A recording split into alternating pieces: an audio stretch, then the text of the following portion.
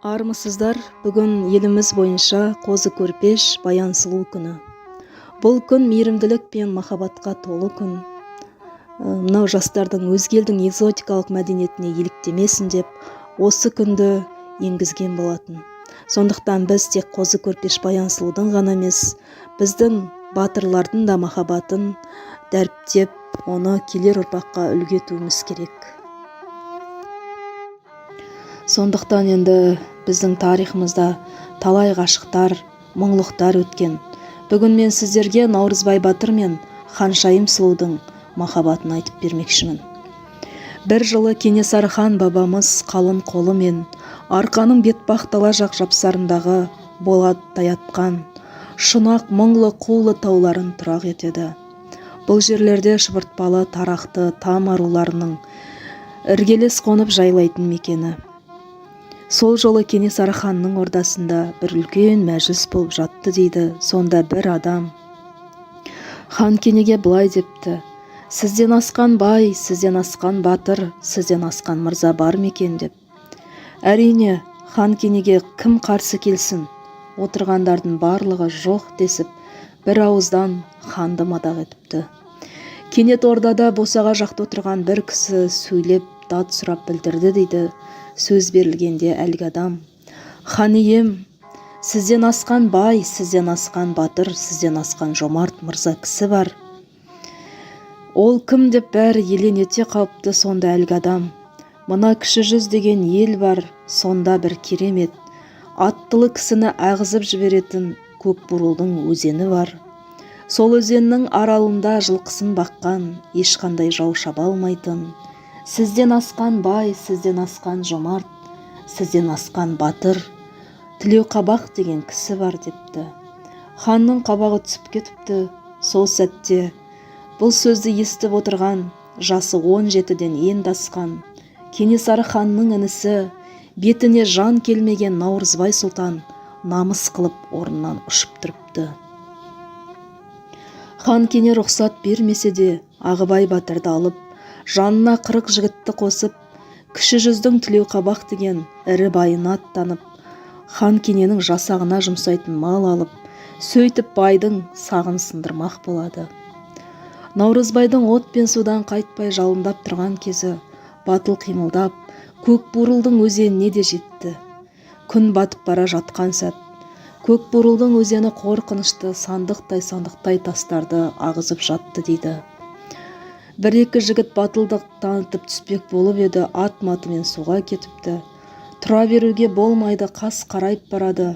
Сол кезде Наурызбай сұлтан ешкім беттемегеннен кейін қосағын атынан түсіп, қосағындағы, яғни жетегіндегі атты құрбандыққа қылышымен шалып жіберіп, атына қайта отырып: Қызыр Ілияс, шылбырыңнан жетекте деп аруақ құдайға сенім артып, өзенге қойып кеткен екен. Жұрт Наурызбай сұлтаннан күдер үзді. Наурызбай батыр шым батып, қайта шығып, қайта батып, күркіреп жатқан өзеннен ағып барып жағаға іліккен екен. Сөйтіп жағаға жеткенде: ей қырық батыр, түспеймісің суға деп айқайлапты. Сөйтіп қырық батыр да суға қойып кетіп, біреудің жетегіндегі аты, біреудің бөркі кетіп, дін аман, бәрі де жағаға шығыпты. Содан таң қараңғысында барып Тілеуқабақ байдың 3 қос жылқысын айдап жөнелсе керек. Жылқы да күзетте тұрғандарды құлатып, дүрілдетіп жылқыны айдап келе жатқанда, әлгі байдың Әлі мен Мұса деген ұлы қарсы шығып, Наурызбай жалғыз өзі қарсы алып, екеуін де қуып тастап, жылқыны айдап кете барады. Сөйтіп келе жатқанда арттан бір қуғыншы көрінген екен. Тосып тұрса, ол қыз бала болып шығыпты. Бұл намысқа шыдамаған Тілеуқабақ байдың ай мен күндей жалғыз қызы Ханшайым екен. Алайда Ханшайым аттан түспеген күйде, енді мына Наурызбай сұлтан ордада керемет тәрбие көрген қыздың алдынан өзі шығып, атынан түсіп қарсы алған екен. Сонда Ханшайым атынан түспеген күйде былай депті: Наурызбай, сенімен жекпе-жекке өзім келдім. Айбыныңнан, даңқыңнан қорқып жігіттердің батылы бармады. Сен менің әкемнің жылқысын қайтар. Онда менің де еншім бар. сен соны айдап, мені тонап кетіп барасың деп жекпе-жекке шақырған екен. Күш қайратына сенімді Наурызбай қызға қол көтеруге намыстанып, Ханшайымды сөзге тартыпты. Қол көтеріп қарсыласатын мен емес, жылқыңды қайтарып берейін, бірақ қолыңды ұстатып бір белгіңді беріп кет депті. Сонда Ханшайым Наурызбайдан да ақылды сұңғыла екенін байқатып, мен Тілеуқабақтың ай мен күндей көзінің қарасындай жалғыз қызымын. Мен көлденен көк аттымен күлге аунап жатат деп кім айтты? Сіз мені ата-баба жолымен, малымды беріп, құдандалы жолмен ғана ала аласыз. Құшақ ашып жар етсең, басына басым тен Наурызбай. Бірақ ата салтынан үлкен емессің. Өлетін мал мен тозатын дүниенің жолында аруаққа шет болмағайсың деп саусағын да ұстатпапты. Наурызбай қызарып кетіп, еріксіз жігіттік сөзін айтқан екен. Олай болса, жігіттер қазір жылқыңды айдап апарып береді. Сіз жылқымен қоса барыңыз, құс қайтқанда құдалар да барып қалар депті. Сол жолы Наурызбай Ханшайымның ақыл парасатына тәнті болып, көңілі құлай беріліп, жылқыны өз өрісіне кері айдатыпты. Сонан соң Тілеуқабаққа кісі салып, құдалық сөйлесіп, ақыры Ханшайымды еліне алып кеткен екен. Ханшайымның Кенесары хан бабамыз соңынан ерген жалғыз інісінің бас қой жасап, көп мал сойылып, Ханшайым түскен жердің аты көп сорпа төгілгендіктен май төккен аталып кеткен екен. Наурызбайдың үйлену тойы дүрілдеп өткен соң, 2 жасқа арналып, алтын үзікті ақ отау тігілді.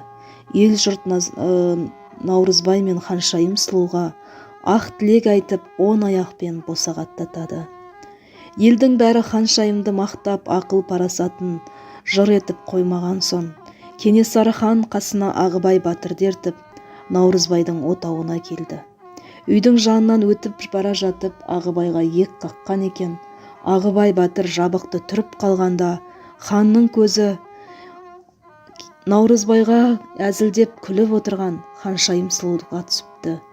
Бірден көзін тайдырып әкеткен екен. Кенесары хан үйіне келіп, бір шүйке басқа бола, құр қол келгені қалай деп, науаныма ренжіп жүредім, Наурызбайдың қосағы 3 қос жылқыға тұрады екен депті. Бұл сөзді естіген ханның ырымшыл бәйбішесі, апырай, көзің жаман еді, сұғың өтіп кетер мекен, түкір деп шырпыр болыпты. Сол айтқандай арада 3 күн өткенде, ару Ханшайым ойнап күліп отырып құлап дүние салыпты.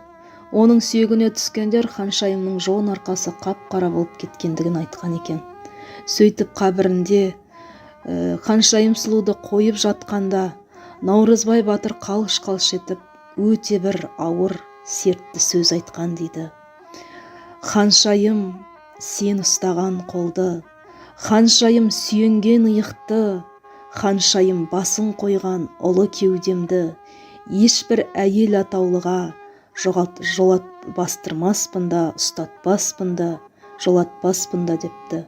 Мұны естіген Ағыбай батыр, науан райыңнан қайт деп айтқан екен.